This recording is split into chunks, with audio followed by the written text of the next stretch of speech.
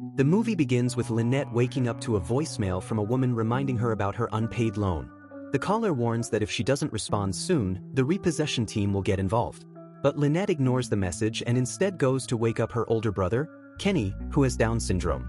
She also wakes her mom, Doreen, reminding her that they have a 2:30 appointment to sign the house papers. Lynette stresses that if they don't pay the money up front, they'll be evicted, and asks her mom to bring the check along. But Doreen doesn't take her seriously and barely listens. After getting ready, Lynette and Kenny leave the house, excited about the big day. Lynette is hopeful because once the house is in their name, social services can't take Kenny away again.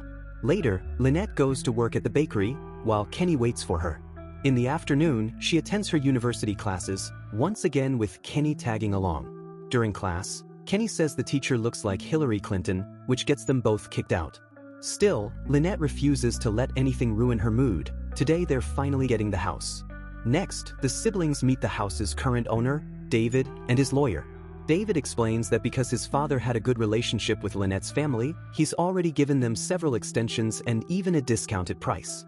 But he reminds them that Doreen also needs to co-sign the loan papers, and asks them to hurry since he's busy. Lynette assures him her mom will arrive soon, then calls her. To her shock, Doreen says she can't make it and hangs up without giving a reason. Heartbroken, Lynette goes home with Kenny, overwhelmed by stress. Not long after, Doreen shows up, but instead of bringing the check, she arrives with a brand new car. Lynette is stunned when she learns her mom used the $25,000 meant for the house down payment to buy it. Doreen defends herself, saying it's her money and she deserves to spend it however she wants after working her whole life. Lynette panics, realizing they could lose the house and Kenny might be taken away again. She insists they can still save things, since David gave her until tomorrow to pay. But Doreen says the house is terrible anyway and refuses to give up the car. Out of desperation, Lynette tries to snatch the car keys, but Doreen stops her and decides to take Kenny for a drive instead.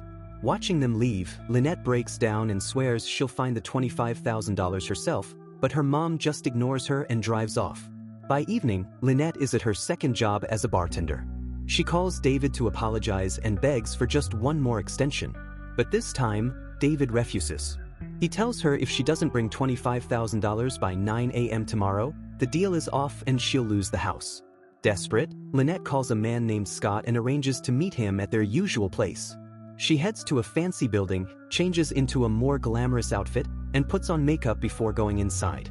When Scott arrives, it's revealed that Lynette secretly works as an escort, and Scott is one of her regular clients.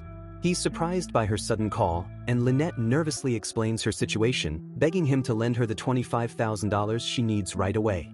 When Lynette tells Scott about her desperate need for money, he bursts out laughing and mocks her. He says her personal problems don't concern him. While he admits he likes her and enjoys their time together, he makes it clear that he doesn't want to be involved in her life. Crushed, Lynette feels hopeless, but she still agrees to sleep with him, hoping he might give her something. They head to a hotel room, and after it's over, Scott hands her $1,000, double her usual pay, and then leaves. Soon after, Lynette notices he left behind his car keys. Seeing an opportunity, she quickly heads downstairs, gets into his Mercedes, and drives off. Not long after, she receives a voicemail from Scott asking if she's seen his keys, but she ignores it. She later abandons the car in a quiet neighborhood and goes back to retrieve her own vehicle. Another voicemail comes in from Scott, this time furious. He knows she stole his car and demands she call him back right away, but Lynette ignores him again. That night, Lynette goes to visit her old friend Gloria, who is also an escort. Gloria now lives in a fancy apartment and clearly enjoys the perks of being involved with a rich man. She's getting ready to leave when Lynette begs her for help. She reminds Gloria of the $3,000 she loaned her 6 months ago to get her out of jail and asks her to pay it back. But Gloria insists she doesn't have the money and even accuses Lynette of stealing Scott from her, claiming that makes them even. Lynette refuses to accept that.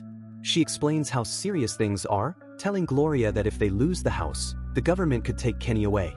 After Lynette pleads with her, Gloria finally softens a little. She sneaks $500 from her boyfriend's digital safe, warning Lynette that if he finds out, he could kill her. Lynette takes the money gratefully and asks if she can stay a bit longer. Gloria agrees, hands her the apartment keys to lock up, and leaves. The moment Gloria is gone, Lynette goes straight to the safe and tries random codes, but nothing works. Later, she waits outside the bar where she works and spots her coworker Cody after his shift. She asks him for help, pretending the safe belongs to her and saying she forgot the code. Cody is suspicious and asks why she came to him. Nervously, Lynette admits that their boss told her about his shady past. Offended and doubtful, Cody refuses. But Lynette begs him again and offers him $200 to crack it. He thinks for a moment, then agrees, but raises his fee to $400. Soon after, they head back to Gloria's apartment, where Lynette shows him the safe. Cody is doubtful and doesn't believe she lives in such a luxury place, so he presses her for the truth. Lynette finally admits it belongs to her friend's boyfriend. Cody doesn't want to get involved, but when Lynette explains it's for her family and how desperate she is, he reluctantly gives in. He tells her the only way to open this kind of safe is by drilling it, but they can't do it inside because it'll be too loud. He offers to reach out to his contacts but now demands $800 for the job. Lynette agrees, and together they cover the safe with household items to hide it. Then, carefully, they manage to get it out of the building. Soon after, Lynette and Cody arrive at a house, where they meet Cody's shady friend, Drew, and his drug-addicted brother, Carl. Drew is immediately suspicious and asks what's inside the safe. Lynette insists it's just money. Drew tries to drill it open, but the safe is tougher than expected. Frustrated, he grabs a hammer and eventually manages to smash it apart. When the door finally gives way, Drew's eyes go wide. The safe isn't just holding money, but also drugs and several Rolex watches. Realizing it doesn't belong to Lynette, he turns on Cody in anger, blaming him for dragging him into such a dangerous situation. Lynette begs for the money, but Drew refuses. Instead, he grabs her by the neck and demands the truth. Terrified, Lynette blurts out that the safe belongs to her friend's rich boyfriend. Cody quickly steps in, and a brutal fight breaks out between him and Drew. In the chaos, Lynette stuffs the cash and drugs into her bag. Carl tries to block her escape, but she strikes him with a heavy object, leaving him wounded on the floor. Drew rushes to his brother's side, giving Lynette just enough time to slip out. Moments later, Cody pulls up in the car, and the two speed off before Drew can chase them. Once they're on the road, Lynette explains to Cody that the safe belonged to her friend's boyfriend, who is actually a politician. Because of the drugs inside, he probably won't risk reporting them. She then counts the cash, $19,000. Still, she's $4,000 short of what she needs. So she asks Cody if he knows anyone interested in buying a Mercedes and reveals it came from another man. Since the car belongs to the man's wife, Lynette argues he won't report it without exposing himself. Cody says he'll give her $4,000 if the Mercedes is real, but Lynette doesn't believe he has that kind of money. She asks him to show her proof. Just then, Lynette gets an angry voicemail from her mom, furious that Kenny is still at the neighbor's house. Doreen is working and was relying on Lynette to pick him up. Panicked, Lynette hurries to collect her brother, apologizing to the neighbor and saying work had been overwhelming. She then introduces Kenny to Cody, and the three of them head out together. They arrive at Cody's place, where he goes inside and comes back with a stack of cash. This convinces Lynette, so she leads him to the spot where she had abandoned the Mercedes earlier. But once they arrive, Cody drops the act and shows his true colors. He says he's not paying $4,000 for a stolen car. It would only cause him trouble. He also points out that Lynette hasn't even paid him the $800 she promised for helping with the safe. On top of that, the cash she flashed earlier turns out to be fake. Now, Cody demands half of the stolen money. Lynette refuses, insisting she needs every dollar to save her home. Enraged, Cody attacks her and tries to grab the bag. Kenny panics and screams from the back seat while the two struggle. In the end, Cody, being stronger, rips the bag from Lynette's hands and walks away. But then Lynette, driven by pure desperation and rage, strikes back violently, leaving Cody badly hurt. Breathing hard, she runs to him, grabs the bag full of money, and pulls herself together. Despite everything, she feels a flash of pity for him.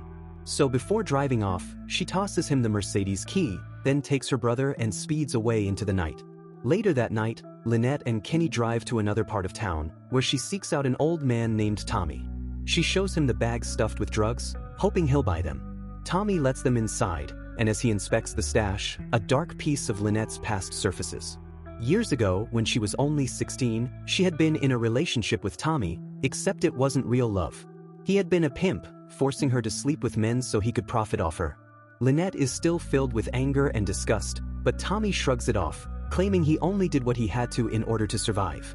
When it comes to business, Tommy admits he doesn't have cash on hand. Instead, Lynette demands he set her up with someone who does. Tommy makes a call and tells her that a man named Blake is willing to buy, but only for $3,000. It's less than she hoped, but Lynette reluctantly agrees. It's better than walking away empty-handed. Before she leaves, Tommy coldly warns her never to come back. Lynette shoots back that he doesn't get to erase their history or pretend like it never happened. She and Kenny then head to Blake's address, which turns out to be a mansion buzzing with a wild rave. Flashing lights, pounding music, and crowds of drunken partiers make the place chaotic. Lynette tracks Blake down and follows him into his office for the deal, while Kenny waits at the door. Inside, Blake puts on a friendly act and offers her a drink, but she isn't interested. She just wants the transaction over with. She hands him the drugs, but instead of the promised $3,000, Blake drops only $2,000 on the table. Lynette immediately refuses. She demands $4,000, not a penny less. Blake smirks and pulls out the full amount, but instead of paying her properly, he decides to toy with her.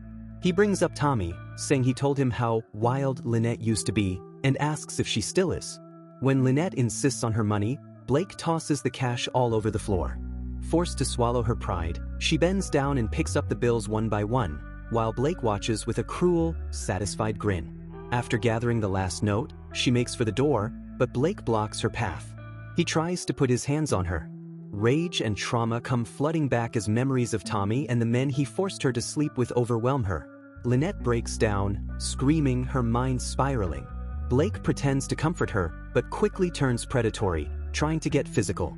Lynette fights back, smashing a glass bottle over his head before bolting out of the office. But when she reaches the hall, she's met with a far worse shock. Kenny is gone. Panicked, she pushes through the party, desperately searching for him. Suddenly, a bloodied Blake appears, furious, and announces to his men that Lynette attacked him and stole his money. His guards quickly grab her and slam her onto a glass table. Across the room, she sees Kenny being restrained by the mob of partygoers. The table beneath her gives way, shattering into jagged shards that slice into her back. Despite the agony, Lynette drags herself up and stumbles toward her brother. Bloodied and broken, the siblings fight their way out together, finally making it back to their car. Lynette can barely process what just happened. The betrayal, the violence, the memories she can't escape.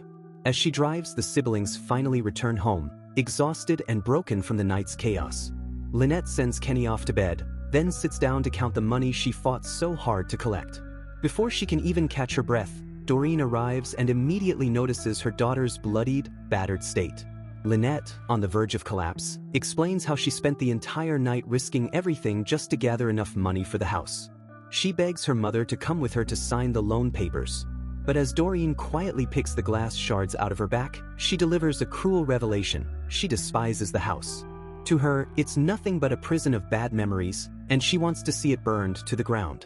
Lynette is stunned. She suddenly realizes her mother never intended to buy it in the first place, yet let her fight and bleed for the impossible dream.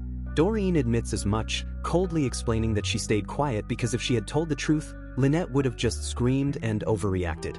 Shaken, Lynette declares she will take Kenny with her, but Doreen refuses, arguing that the boy is terrified of her and demands to know where she dragged him the night before. Lynette insists she can fight for custody, but Doreen cuts her down, reminding her that she is Kenny's mother, the one who has been raising him even before Lynette was born. She also digs deeper, throwing Lynette's past in her face, how she ran away at 16 to be with Tommy. The words pierce Lynette like knives.